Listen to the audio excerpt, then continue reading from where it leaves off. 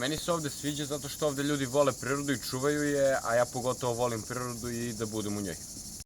Kulturne večere su jedan od najlepših delova projekata.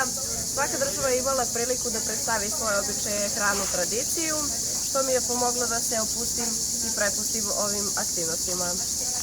U ovom projektu smo prošli sve. Kroz ovu kuhinju smo spremali jela za ostale učesnike, uživali u drugim tradicionalnim jelima od ostalih država, probali smo svašta, vidjeli različite plesove i upoznali se sa dobrim ljudima.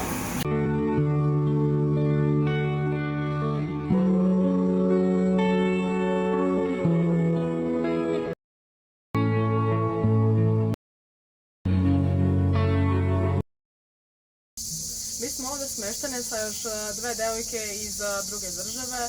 Ovde uglavnom provodimo večeri i to je to. Smeštaj je veoma čist i klimatizovan.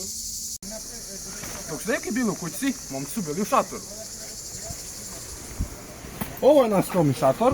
Mi smo ipak više volili da se spojimo s prirodom, odnosno da se zbližimo i da nam bude lepo i fantastično. Volimo avanturistički duh. Aktivnosti koje smo imali smo vremena da uživamo u moru. Plaže su čiste, voda je topla i slana. Zahvaljujući meni, ceo kamp je bio čist.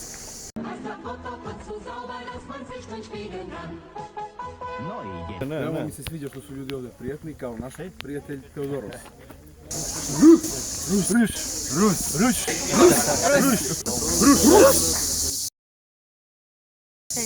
Ruš!